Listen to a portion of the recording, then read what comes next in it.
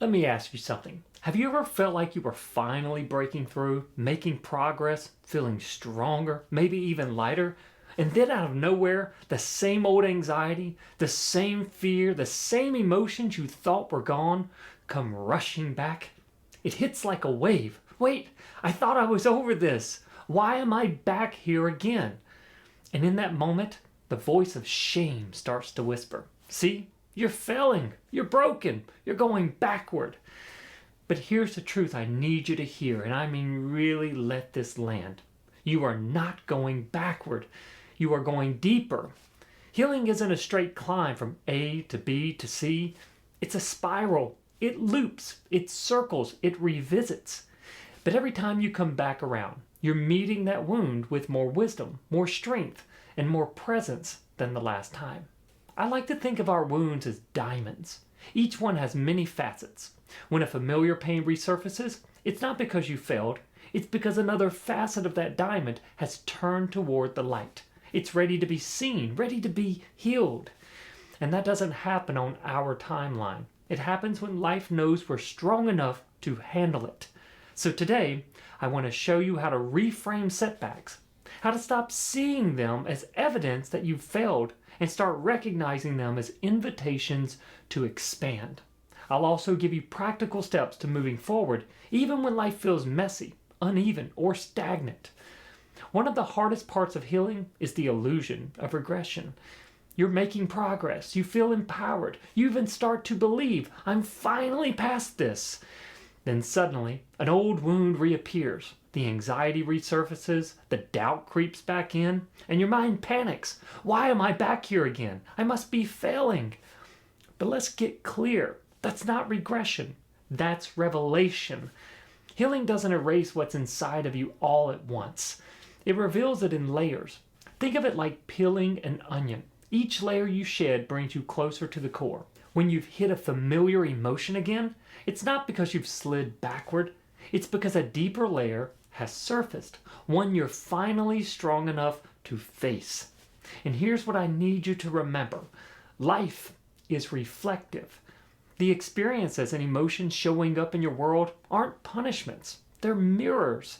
They reflect what's happening inside of you, not to shame you, but to show you what's ready to be healed. So the question isn't, why am I back here again? The real question is, what is this teaching me now that I wasn't ready to see before? When you ask that, the illusion of regression becomes an invitation. It stops being about failure and starts being about depth. Here's something most people don't realize. Growth creates conflict. You have a breakthrough, you feel inspired, your conscious mind says, yes, this is the life I want. This is who I choose to be. But deep in your subconscious, the part of you that's been programmed by years of fear, trauma, and conditioning, another voice pipes up.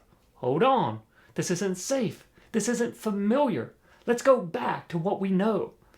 And now you feel torn. Part of you wants to step forward, while another part of you is pulling you back. That's the tension of transformation. And it can feel like panic, doubt, or resistance. Most people experience this and think, I'm failing. If I were really healing, I wouldn't feel this way. But here's the truth. That resistance isn't proof you're failing. It's proof you're in the exact place where the old identity is being challenged. Your conscious mind is saying, I'm ready to grow. Your subconscious is saying, but my job is to keep you safe, even if safe means staying stuck. That clash, as uncomfortable as it feels, is the doorway. It means the old programming is finally being confronted. And yes, it's messy. It feels heavy, but it's not failure. It's the sign that you're right where you need to be. So the next time you feel that conflict, don't panic. Don't label it as a setback. Recognize it for what it is. Evidence that you're doing the real work of becoming someone new. If you take nothing else from today, remember this. Setbacks are not stop signs. They're invitations. And the way you respond determines whether you spiral back into old patterns or spiral deeper into healing. Here are 5 powerful shifts to help you keep growing no matter what life throws at you. Number 1, normalize the waves. One of the biggest lies about healing is that it should feel steady. It won't. Healing comes in waves. Some days you'll feel clear and strong, and the next you'll feel heavy with emotions you thought were gone. That doesn't mean you're broken. It means you're human. When a wave hits, remind yourself, this is part of healing. Nothing has gone wrong. Even if you're busy, even if you're working or parenting or running errands, simply naming it for what it is takes the power away from shame. Number 2, reframe pain as feedback. Pain is not punishment. It's feedback. It's your body and spirit saying, here's a part of you that's ready to be healed. And instead of asking, why is this happening to me?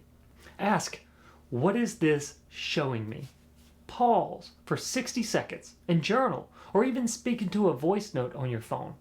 What belief is being triggered right now? What part of me is asking to be seen?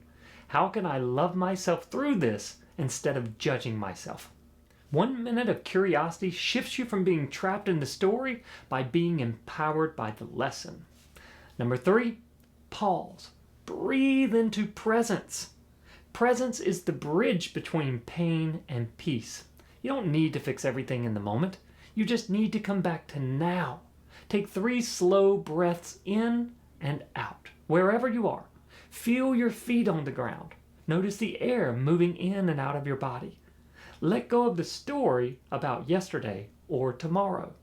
You don't need a meditation cushion or 30 minutes of silence. You can do this in your car, at your desk, or even in the middle of an argument. Presence is portable. Number 4, reframe backward as deeper. You are not regressing. You are accessing a deeper layer of the same wound. And that's not weakness, that's evolution. Think of it like peeling an onion or polishing a diamond. Each layer you uncover brings you closer to your core, closer to your truth. The next time you catch yourself saying, I thought I was over this, reframe it immediately. No, I'm not back at the start. I'm meeting this at a deeper level than ever before. Say it out loud. Hear yourself claim it. That reframe alone will stop the spiral of shame and turn it into empowerment. And finally, number 5, recommit to your inner work. Setbacks are not signs to stop. They're signals to recommit. When the old patterns flare up, it doesn't mean your tools failed. It means it's time to use them again. Maybe with more presence, maybe in a new way, but always with intention. Ask yourself, what practice grounds me right now? Who can I reach out to for support? What does my empowered self need in this moment? Then, and this is important, do one small thing. Not everything, just one. Journaling for 2 minutes, a short walk, a boundary you honor. Consistency, not intensity, is what creates breakthroughs. These 5 shifts don't erase the messiness of healing, but they give you a framework to navigate it. And the more you practice them, the more setbacks stop feeling like proof of failure and start becoming proof that you're growing. I want you to know I've lived this too. There have been many times in my journey when I thought I had finally broken free from anxiety. I had made progress, I was helping others, I felt strong, and then out of nowhere, the anxiety came back. And I remember thinking, how is this happening again? Haven't I worked through this already? Am I failing at my own healing? That voice of shame was loud, and for a while, I believed it.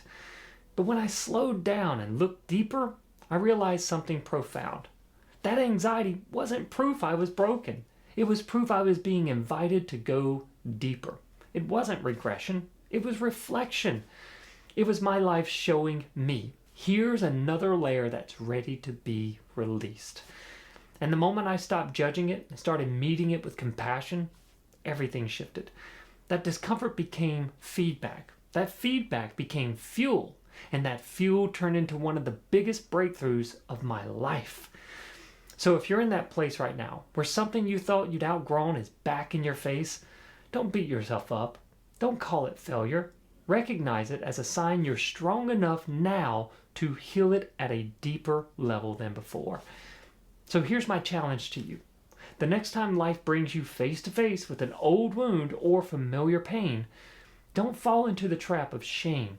Don't say, I'm failing, Don't say, I'm back at the start. Instead, pause, breathe, and reframe it. I'm not going backward. I'm going deeper. Ask yourself, what is this here to teach me? How can I meet this with compassion instead of judgment? What choice would my future self make right now? Do that, and you'll discover that what felt like a setback is actually the soil where your next breakthrough is growing. If you're ready to go deeper, to break free from the old programming that keeps pulling you back into the same cycles of fear, anxiety, or self-sabotage, I want to give you my book, Fight Back, for free. This isn't just another self-help book. It's a blueprint, a step-by-step guide to reprogram your subconscious, reclaim your power, and create the life you were meant to live. Grab your free copy today using the link in the description. I'm Mike Oglesbee. And remember, you're not broken. You're becoming whole.